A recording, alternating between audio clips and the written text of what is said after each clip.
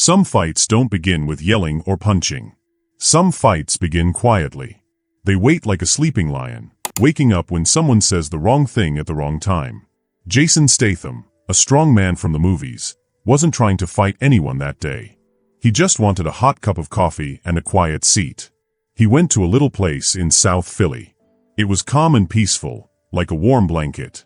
But sometimes, trouble shows up even when you don't invite it. There was a man there who used to fight in a big cage on TV. He was loud and not very nice. He picked on the wrong people that day. Statham didn't shout. He didn't punch. He just stood up. And sometimes, just standing up is enough. In the middle of South Philly, where the buildings lean just a little because they are very old, there is a little diner. A diner is a small restaurant. This one is called Adrian's Diner. It's a special place. Its windows are foggy and its red seats have cracks from people sitting in them for a long, long time. The place didn't change even when the world outside got noisy and busy. Every Sunday, after church bells stopped ringing, the same people came inside. They came not just for food, but for comfort. The diner made them feel safe. It felt like home. The sun came in through the blinds on the windows, making pretty lines of light on the black and white floor. The ceiling fan turned slowly, like it was taking a nap. It didn't make things cooler, but it made people feel better. You could smell bacon cooking and coffee being poured. You could hear old music playing from the jukebox. The songs didn't sound perfect anymore, but they were soft and sweet. At the third booth from the window sat Walter and Helen Brennan. They came every Sunday for the past 27 years. Walter had been a soldier in a faraway war. His eyes were sharp, and he walked with a cane. Tap, tap. That's the sound his cane made when he sat down. He opened his newspaper, but he didn't really read much anymore. It just made him feel normal. Helen had soft gray hair and wore a neat blouse. She smiled gently and added cream to Walter's coffee. A nice waitress named Mia came by. Her sneakers were old, but she always smiled. She filled their cups with warm coffee. That French toast is still the best in the city, Walter said kindly, smiling a little. Don't let Doris hear you say that, Mia said with a wink. She'll raise the price again. Helen giggled and wiped her mouth with a napkin. Tell Doris she can raise the price if she wants, as long as the coffee stays strong. Mia laughed and walked away, her apron swinging as she moved. She went past old Pete, who was drinking coffee and doing a crossword puzzle like it was a secret mission. A young couple was sitting near the back, sharing pancakes and whispering little giggles. In the kitchen, a boy named Benji was trying his best not to drop anything. He was the dishwasher, and sometimes he helped cook, too. Adrian's diner was slow, but in a good way. People said good morning, and meant it. They remembered each other's names and helped each other. They didn't need to talk all the time. They just sat together and felt safe. Walter and Helen didn't need to say anything either. Walter put his hand over Helen's. That said everything. After 50 years of being married, they knew how to talk without words. Outside, a car passed once in a while. The American flag above the door moved in the breeze. Then a sound came that didn't fit. Vroom vroom. A loud motorcycle roared down the street like a wild animal. It growled and popped and made people look up from their coffee. Inside, Mia stopped pouring coffee. Her face didn't change much, but her eyes narrowed. She looked out the window, already knowing who it might be. In the kitchen, Benji dropped his clothes and wiped his hands faster. He didn't like this. Mia said softly, not again. Old Pete slowly folded his newspaper. Walter frowned. The young couple leaned closer to the window. The motorcycle kept roaring outside the door. It didn't stop. It was like a shout that wouldn't end. Mia put down the coffee pot with a little more noise than usual. Not him. Not today. But peaceful Sundays, just like cookies, don't last forever. The door didn't jingle like normal. It slammed open with a loud bang. Light rushed into the diner like a flashlight. It bounced off the silver spoons and shiny napkin holders. Everyone turned to look. The room got quiet. Super quiet. Like the second before a thunderstorm. In the doorway stood a man who looked like he brought trouble with him. His name was Cole Maddox. He had big shoulders and moved like he was angry at the floor. He wore a tight black t-shirt with a broken logo on it. His arms were covered in tattoos. His face had old scars, and he wore dark sunglasses. He stood there for a moment, like he wanted everyone to look at him. Then he stomped inside. His boots made a loud, hard sound on the floor. "Well, well," Cole said, smiling too big. "Smells like someone burned the toast." He laughed at his own joke. No one else laughed. Mia came forward. Her face is calm, like a pond. "Morning," she said, carefully. "Just coffee today?" Cole sat on a stool. He pushed it back with his legs, making a loud scraping noise. "Let's start with coffee," he said. He took off his sunglasses and tossed them on the counter. His eyes were red and tired. He looked like he hadn't slept in days. "And maybe something hot," he added. "Like steak and eggs. But make sure it doesn't taste like cardboard." Mia didn't answer. She just poured coffee into a mug and set it down. Her hands didn't shake. Cole looked at her with a grin. "Relax, sweetheart," he said. "I tip well." The words felt sharp, like little pokes in the room. Everyone felt it. Walter Brennan slowly lowered his paper. Helen kept stirring her coffee, but her spoon had stopped. From the back, Benji peeked out of the kitchen. His hands were still wet from washing dishes. Then, a small voice spoke from a nearby table. "Hey, are you Cole Maddox?" Everyone looked. It was a teenage boy sitting with his dad. The boy's voice cracked, but his eyes were wide. He was excited. Cole turned his head slowly. His smile grew bigger. He sat up a little straighter. "Depends who's asking," he said. "You're that MMA fighter, right? You fought in Vegas. You knocked out that big guy, Mendoza. Round 2, right?" Cole chuckled and tapped his fingers on the counter. "That's me," he said. Dropped him like a sack of potatoes. The whole crowd went wild. The boy nodded, excited. "My brother used to watch you all the time. He said you were a monster in the cage." Cole's chest puffed up like a balloon. He liked the attention. "Still am," he said. "Just not on TV anymore. The judges didn't like me. Or maybe I hit too hard." He took a loud sip of his coffee. He was feeling proud now. His eyes started moving around the diner, like a lion looking at sheep. Then he saw Walter and Helen. His smile changed. It became meaner. "You two always sit there?" he asked, voice louder now. Helen looked up politely. "It's our Sunday tradition," she said softly. "That's right." Cole turned on the stool so he could look at them fully. "Let me guess," he said with a big smile. "You two have been married since the time of the dinosaurs?" He laughed out loud. But no one else laughed. Only him. It was the kind of laugh that made the room feel a little colder. "That takes a lot of work to stay married that long," Walter said in a calm voice. Cole smiled even wider. "Work? Or maybe you're just really, really stubborn." He was joking, but something about his voice didn't feel like a joke. It wasn't just what he said. It was how he said it. His voice, his smile, his eyes, they all said something mean.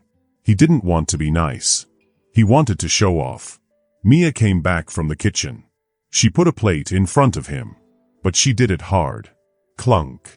"Eat up," she said, not smiling. Cole looked at her, then back at Walter and Helen. "I like this place," Cole said, poking his eggs with his fork. "It feels like a museum. Old stuff. Quiet. Nothing ever changes." He chewed slowly. He didn't stop looking at Walter. "But I always wondered," he said, leaning forward, his voice lower now, "what happens when someone makes a little noise in a place that's always quiet?" Outside, the loud motorcycle had gone quiet. But inside, something else was starting. The eggs on Cole's plate were half-eaten. He didn't care about food anymore. He wanted something else now. Attention. Power. The kind of power that comes when a loud person walks into a quiet room and doesn't stop talking. The diner got very quiet. Too quiet. Even the jukebox, which always made soft music, had stopped. The ceiling fan spun slowly up above. It didn't care about anything. It just turned and turned. Walter Brennan folded his newspaper and set it down. He didn't make a sound. Helen picked up her napkin and touched her lips. She didn't look away from Cole. Cole leaned back on the stool. He turned to face them again. His elbow rested on the counter. His eyes sparkled, but in a mean way. A new beginning for Cole. "So tell me, old man," Cole said, loudly enough for everyone to hear, "what's that cane for? Did you get hurt in a war? Or are you just old?" Walter looked up. Calm. Steady. "A bit of both," he said. Cole laughed, a sharp, barking laugh. "Vietnam, right?" Cole asked. "Is that what you told the kid? That's where you got the limp?" Walter didn't answer. He didn't have to. "My dad was in that war too," Cole said. "He never stopped talking about it. Jungle this, blood that. Like anyone cared." He rolled his eyes. 50 years later, and you guys still think you're the only ones who've seen something bad." Helen's hands were in her lap. They were folded neatly. Her face was pale, but she sat up straight. "You got a medal too?" Cole asked, louder now. "Silver Star? Purple Heart? Or just a senior discount?" Mia stepped closer to Walter and Helen. She didn't say anything at first.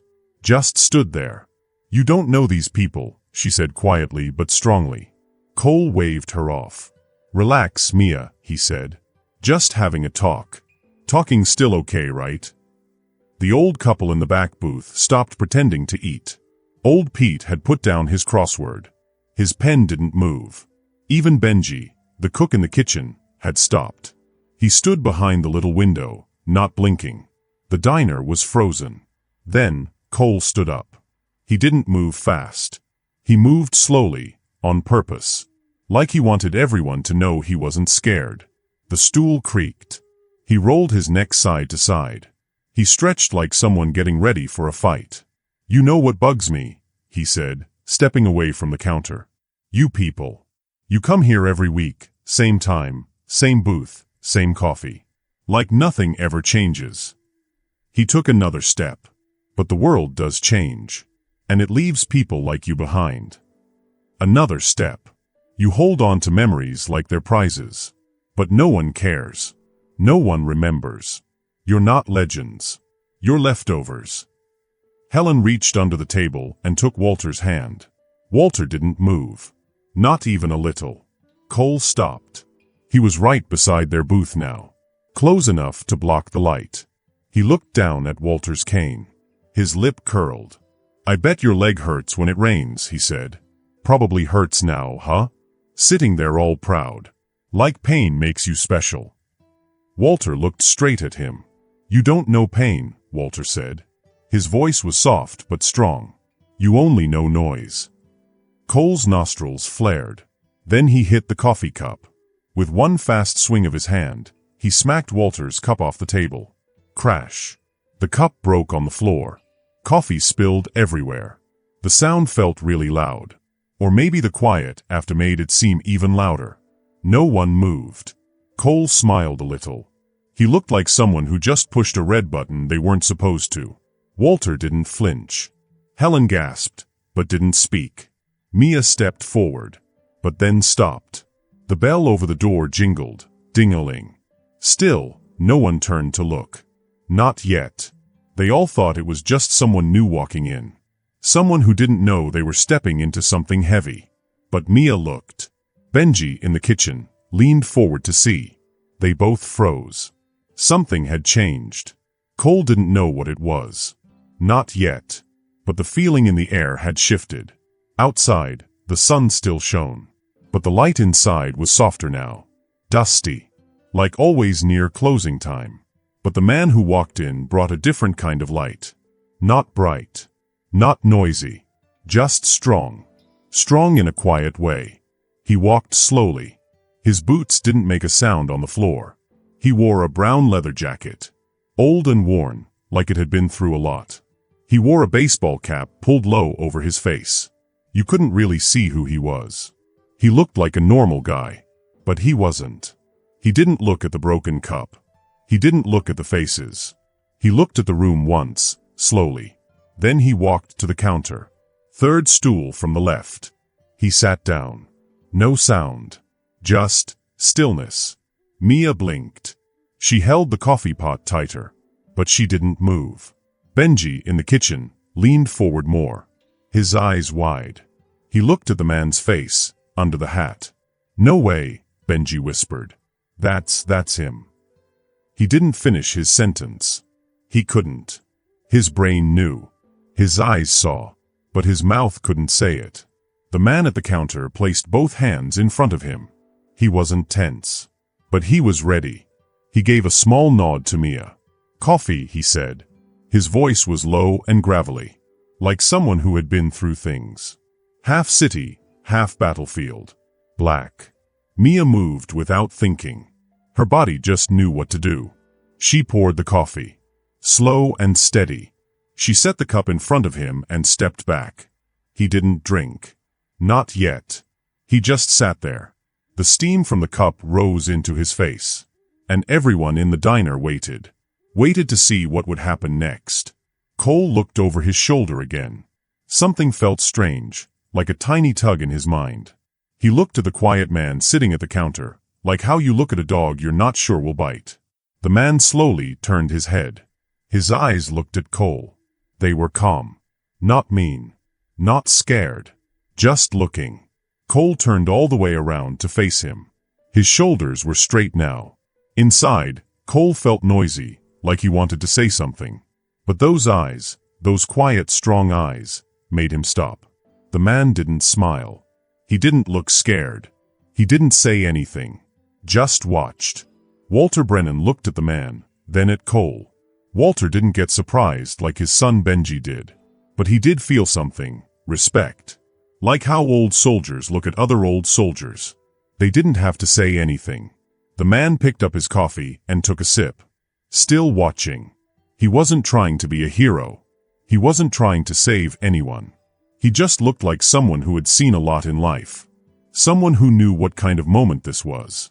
And for the first time that morning, Cole didn't talk. Inside Adrian's diner, everything felt different now. It wasn't just quiet. It was heavy, like the air had stopped moving. Mia, the waitress, walked behind the counter very carefully. She still held the coffee pot in her hand, but nobody wanted a refill. Even the ceiling fan above seemed louder now. Each spin of the fan sounded like a slow drum thump, thump. Statham, the quiet man, hadn't moved since he sat down. He sipped his coffee slowly. Not trying to be calm, he was calm. The kind of calm that comes from someone who's been through hard times and doesn't need to prove anything to anyone. Cole stood, halfway turned to him. His jaw moved like he was chewing something hard. The Brennan couple didn't move either. Walter sat straight, his hand on his cane, eyes looking steady. Helen, his wife, had tight lips and held her hands together on the table. Cole couldn't take it anymore. "Well," he said loudly. His voice cut through the quiet like a knife. "Look who decided to join the show," he said. "What's the matter, old man? Cat got your tongue? Or do you just like sipping coffee while people get disrespected?"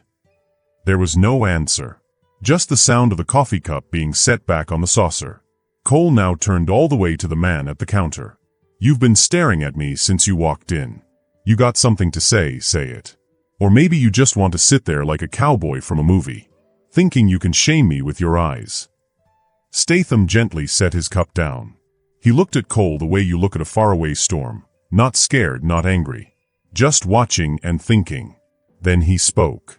His voice was quiet but strong. Not loud, but everyone heard it. "That man and his wife will leave this diner now, unless you try to stop them." It didn't sound like a threat. It wasn't a challenge. It was just a fact. Like a loaded gun sitting on the table, not pointed, not ready, but there. Cole blinked. He was surprised. The man had said that so simply, without fear. "What did you say?" Cole asked, stepping closer. Statham didn't move. Mia froze behind the register. Benji's hands held the kitchen window tight. His eyes were wide. Cole looked angry now. He pointed his finger at Statham. "You don't tell me what to do," Cole shouted.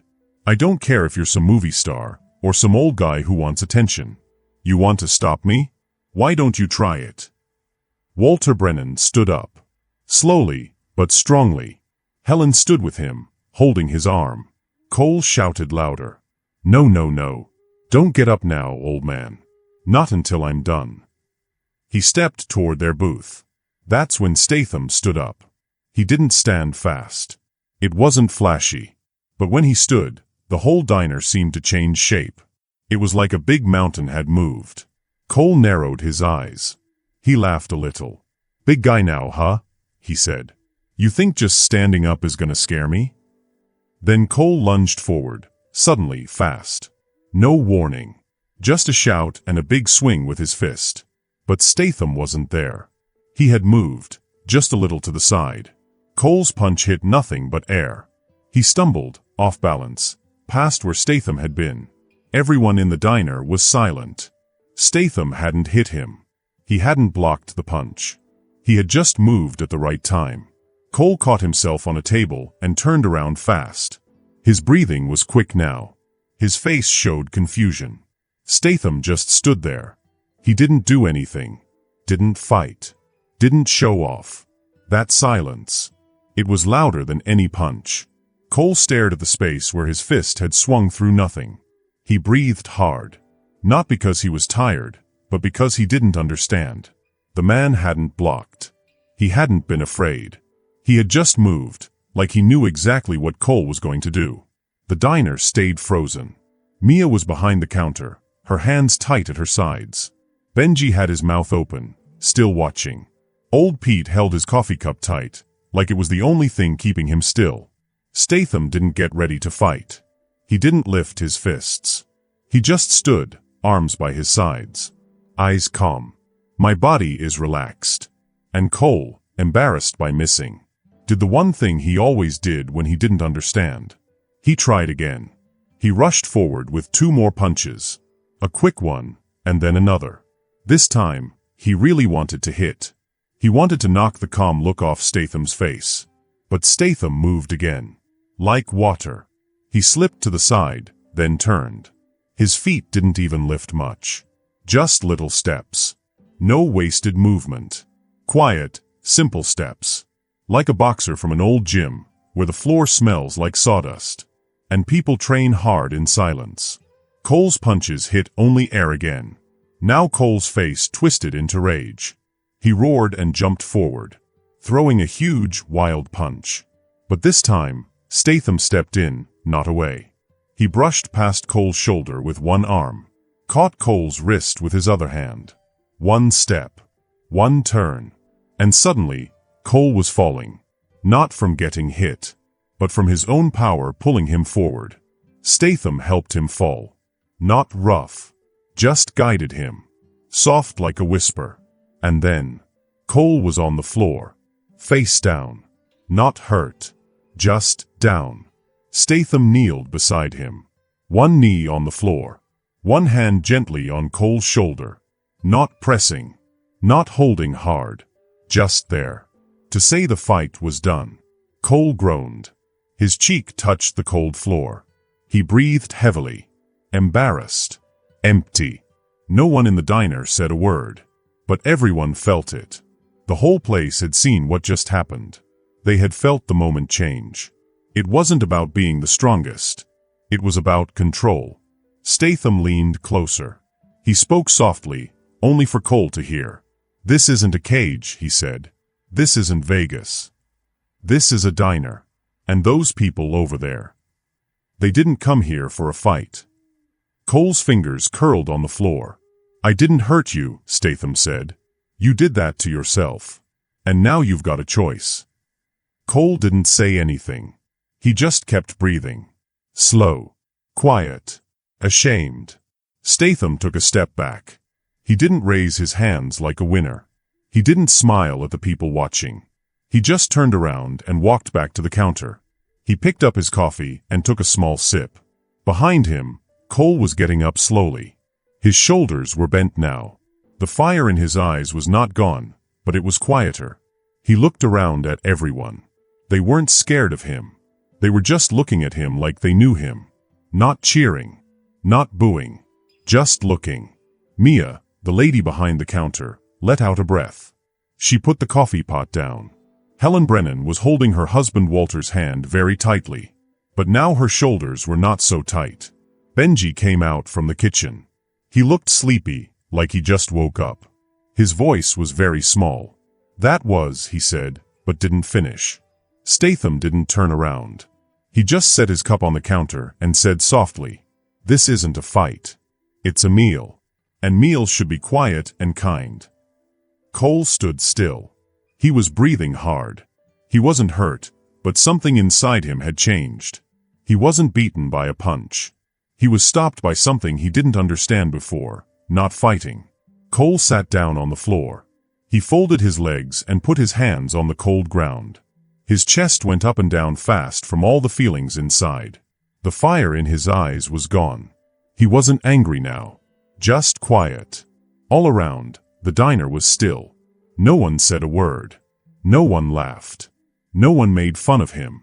A couple sitting in a booth held hands tighter. Old Pete put his coffee cup down very slowly and carefully. Mia leaned on the counter. She wasn't mad anymore. She was just watching. Benji stood halfway out of the kitchen. He didn't know if he should walk or bow. He looked very unsure. Statham stayed by the counter. He finished his coffee and put the cup down. Then he turned around slowly. He looked at Cole on the floor. He didn't say anything at first. He didn't need to. Cole looked up. His face was tired. But he wasn't looking at Statham like he lost. He was looking like he understood something now. Statham walked a few steps closer. He put one hand on the counter. His voice was soft but strong. "You know," he said, "I got kicked out of a lot of movie places. They said my face was wrong. They said I talked funny. They said I'd never be in a movie." He looked at the window, then back at Cole. "You know why I kept trying?" he asked. "Because I didn't want to turn into what they thought I was. I didn't want to become angry, loud, and mean."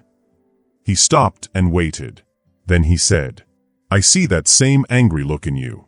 The one that says, 'The world owes me something.' But guess what? The world doesn't owe you anything. And neither does anyone here." Cole blinked. His shoulders shook just a little. He looked away. Statham bent down beside him. Very slowly, very gently. Now they were close. Not like enemies. More like a reflection. Like they were the same. "I felt just like you," Statham said. "Mad at everyone. Feeling like no one listens.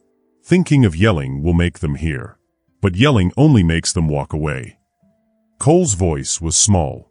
"What if I don't know who I am, without the yelling?" Statham nodded.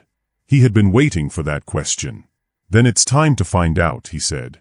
"Not by hitting, but by getting up different than you fell." A tear rolled down Cole's cheek. He didn't wipe it away. No one moved. Then, a small voice broke the silence. "Excuse me, sir?"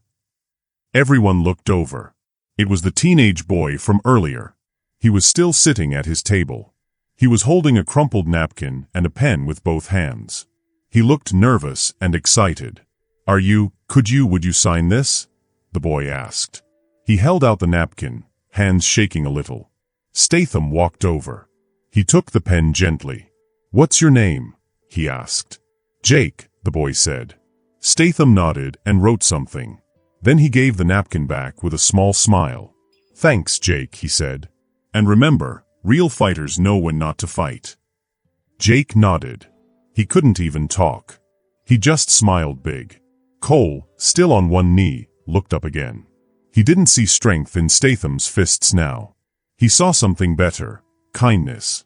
3 weeks later, Adrian's diner looked the same. The neon sign still blinked. The booth still creaked. The coffee was still strong.